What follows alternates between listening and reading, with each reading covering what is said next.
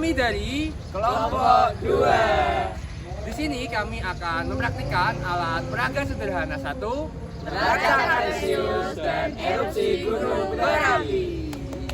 Sebelum itu kita kenalan dulu yuk.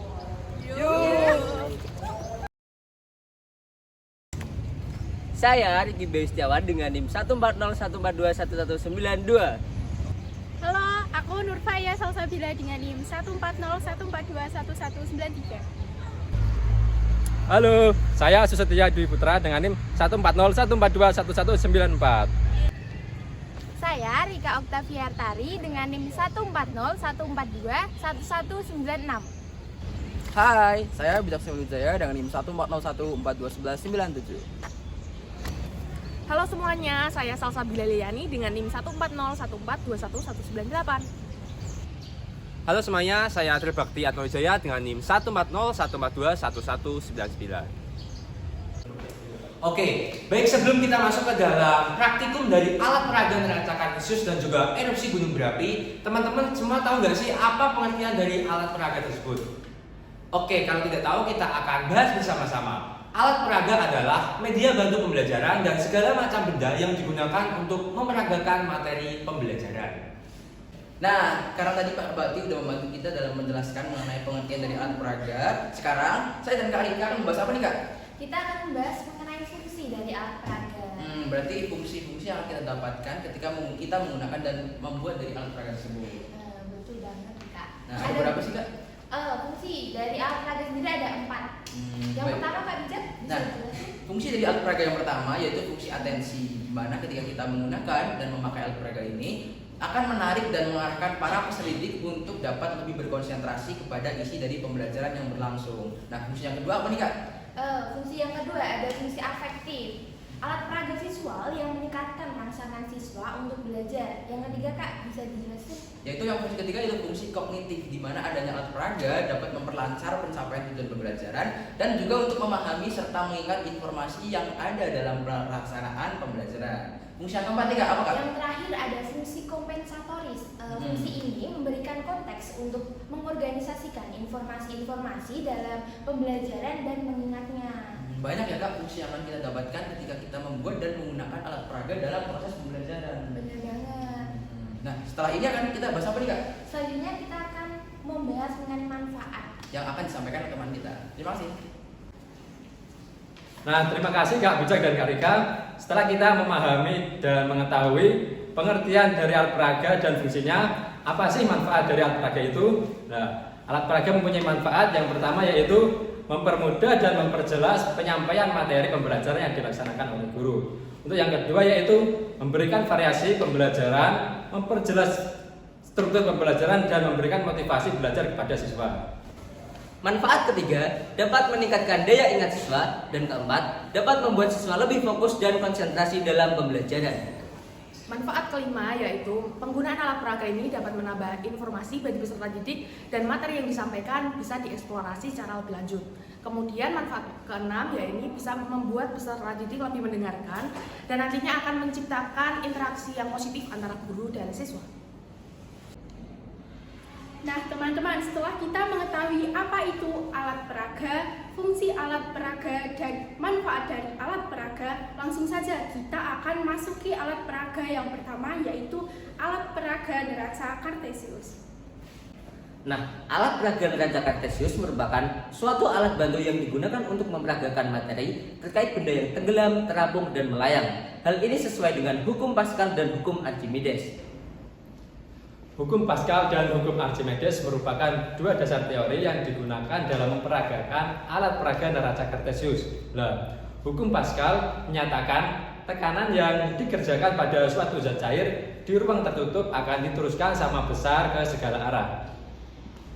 Baik, untuk hukum yang kedua yaitu hukum Archimedes. Hukum Archimedes ini berbunyi sebuah benda yang dicelupkan sebagian atau seluruhnya ke dalam zat cair akan mengalami gaya ke atas yang besarnya sama dengan berat zat cair yang dipindahkan oleh benda tersebut.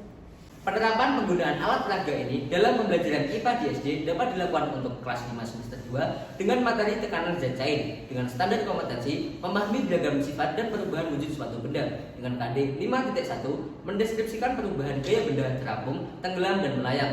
Untuk indikatornya yaitu yang pertama mendeskripsikan konsep terapung, tenggelam, dan melayang. Kedua, menjelaskan pengaruh massa jenis pada peristiwa terapung, tenggelam, dan melayang.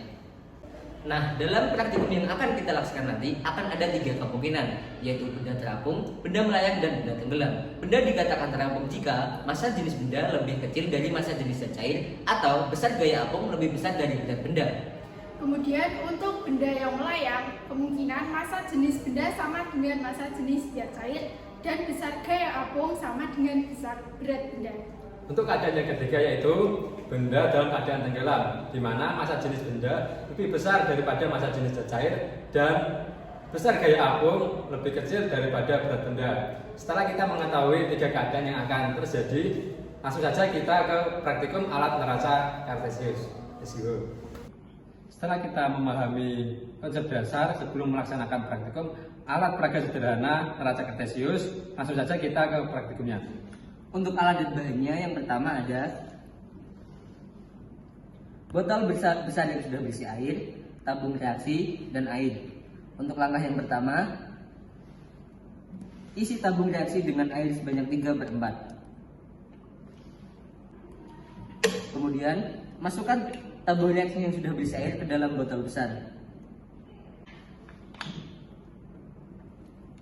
Kemudian, kita tutup botol besar.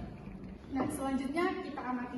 Sebelum botol diberi tekanan, dapat dilihat tabung reaksi ini berada di atas atau terapung. Kemudian kita coba beri tekanan pada botol tersebut.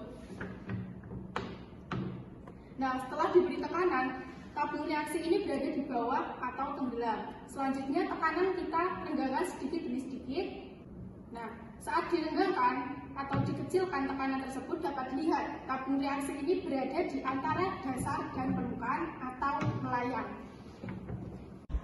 Setelah kita melaksanakan praktikum alat peraga sederhana neraca kartesius, maka dapat kita amati ketika botol ditekan, ruangan udara dalam botol akan menyempit. Akibatnya tekanan udara akan menjadi besar. Tekanan itu diteruskan ke air dan kemudian diteruskan ke segala arah yang dinamakan dengan hukum Pascal. Tekanan itu diteruskan pula oleh air ke udara yang ada di dalam tabung reaksi sehingga volume udara berkurang. Akibatnya jumlah air yang berada di tabung reaksi bertambah yang menyebabkan tabung reaksi tersebut tenggelam.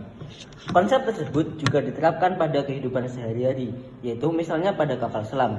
Kapal selam dilengkapi dengan balas, yaitu tangki yang berada di kedua sisi kapal selam. Jika kapal selam terapung, maka air pada balas dipompa keluar. Ketika kapal selam tenggelam, air dipompa masuk ke dalam balas. Dan jika kapal selam dalam keadaan melayang, maka air di balas diatur sedemikian rupa sehingga dalam keadaan seimbang dan kapal selam melayang.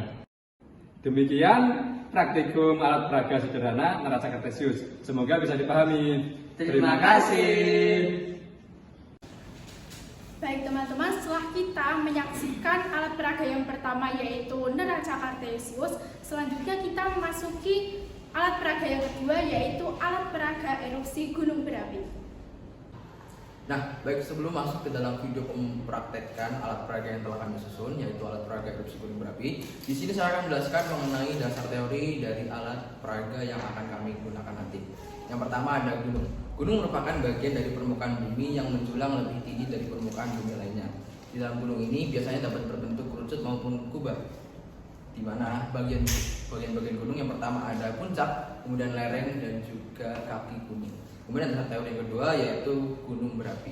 Gunung berapi merupakan timbunan seperti kerucut dan lainnya yang berada di permukaan bumi yang dibentuk oleh timbunan rempah letusan atau tempat munculnya batuan lelehan atau disebut magma yang berasal dari bagian dalam bumi. Dan untuk dasar teori yang terakhir yaitu peristiwa erupsi, di mana peristiwa ini merupakan proses keluarnya magma dari perut bumi ke permukaan bumi. Magma yang keluar ke permukaan bumi biasanya disebut dengan lava. Kemudian erupsi biasanya terjadi akibat adanya tekanan dari dalam perut bumi. Erupsi dapat berjalan mulai dari 1 hari, seminggu, ataupun waktu yang lebih lama.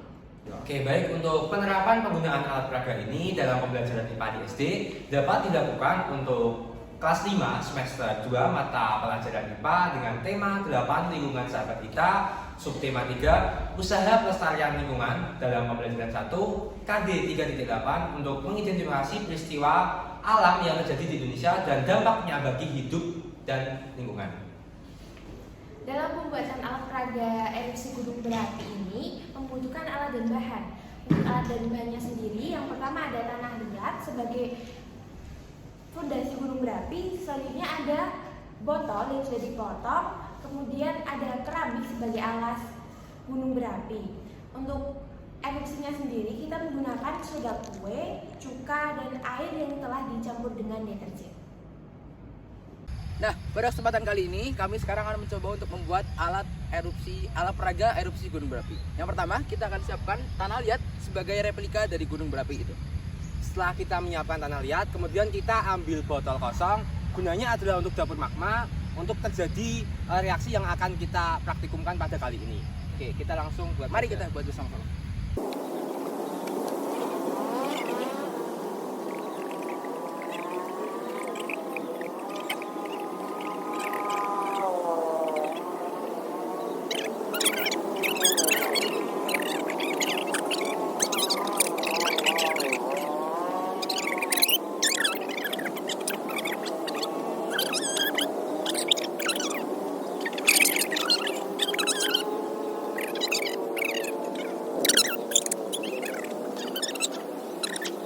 Nah, setelah kami sudah menyusun gunung berapi dengan menggunakan tanah liat yang tadi kami buat, sekarang kita akan apa ini, Mas? Oke, tadi juga kita sudah menambahkan beberapa batuan dan juga tanaman. Tujuannya adalah untuk menyerupai erupsi di gunung berapi di dunia nyata. Agar lebih realistis. Lebih realistis. Betul. Oke, selanjutnya kita akan melakukan reaksinya.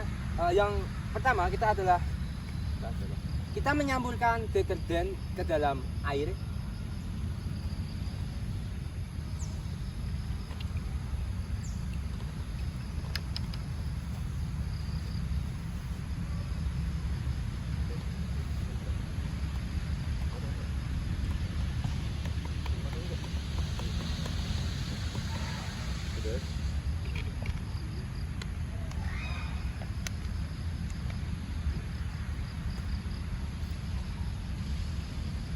Oke, baik, setelah kita campurkan dan juga kita larutkan deterjen ke dalam air, kemudian kita masukkan ke dalam dapur magma yang ada pada gunung berapi yang sudah kita buat.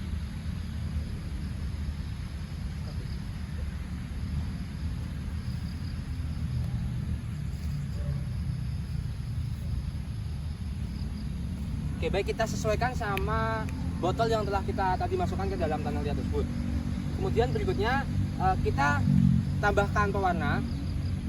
Tujuannya adalah memberikan warna supaya magma yang keluar dari Lebih menyerupai aslinya. iya warna merah. Pewarna makanan warna merah.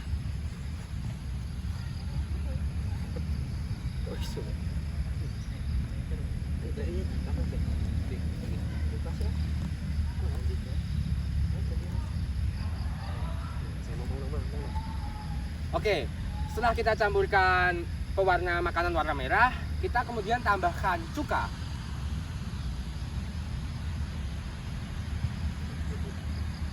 Baik, kemudian kita tambahkan soda kue untuk memberikan reaksi Reaksi. pada Larutan yang sudah kami buat.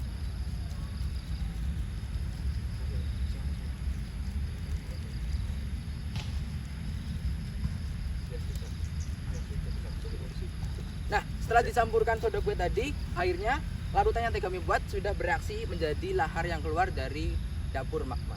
dan di sini dapat kita lihat bahwa magma yang keluar dari gunung berapi ini mengenai batuan dan juga tanaman yang ada di sekitar gunung berapi, yang ada di lereng-lereng gunung berapi.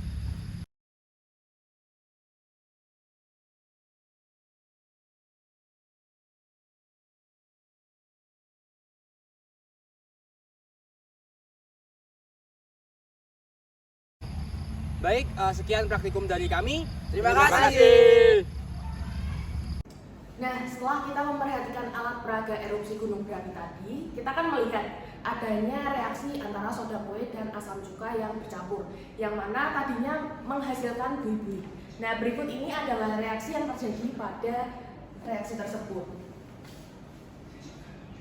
CH3COOH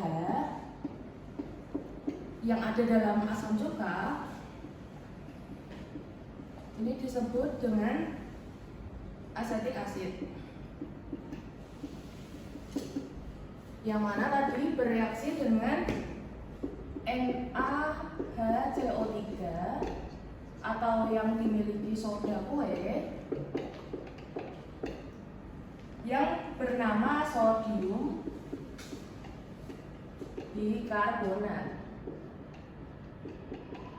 Nah, kedua zat ini bereaksi menghasilkan beberapa zat, yaitu CH3COOH Na atau sodium asetat, dan menghasilkan juga H2O atau air, dan juga menghasilkan CO2 atau karbon dioksida. Ini merupakan reaksi yang terjadi pada alat peraga gunung berapi. Nah, setelah kita menyaksikan bagaimana kita memperagakan alat peraga yang kita buat, yakni alat peraga neraca kartesius dan alat peraga erupsi gunung berapi, dapat disimpulkan bahwasanya alat peraga neraca kartesius ini dapat dibuat dari bahan-bahan sederhana seperti botol bekas, tabung reaksi, dan air. Nah, alat neraca kartesius ini memperjelas guru dalam menjelaskan materi tekanan zat cair yang berhubungan dengan hukum Pascal dan hukum Archimedes. Nah, dari hasil pengamatan peragaan kami pada alat peraga tersebut, yakni neraca kartesius, ini membuktikan bahwasanya ada 3 benda, yakni tenggelam, melayang, dan terapung. Nah, tenggelam ini disebabkan karena massa jenis tabung reaksi lebih dari massa jenis air. Sedangkan pada benda melayang, massa jenis tabung reaksi sama dengan massa jenis air. Kemudian, benda terapung ini disebabkan karena massa jenis tabung reaksi kurang dari massa jenis zat cair. Alat peraga neraca kartesius ini dapat digunakan pada kelas 5 semester 2 pada materi tekanan zat cair KD 5.1 dengan indikator mendeskripsikan konsep tenggelam, melayang, dan terapung. Nah, selanjutnya pada alat peraga erupsi gunung berapi. Kita perlu mengetahui dahulu, erupsi gunung berapi merupakan pelepasan material berupa magma dari dalam perut gunung berapi yang diakibatkan karena adanya tekanan gas dalam perut bumi yang sangat kuat.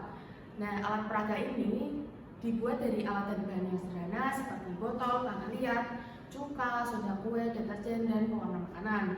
Nah, alat peraga ini juga menggambarkan secara jelas bagaimana proses gunung berapi mengeluarkan magma tersebut. Alat peraga ini dapat digunakan pada kelas 5 semester 2 pada mata pelajaran IPA tema 8 subtema 3 dan pada KD 3.8. Berikut tadi hasil praktikum dari kelompok kami mengenai alat peraga sederhana 1. Terima kasih sudah menyaksikan.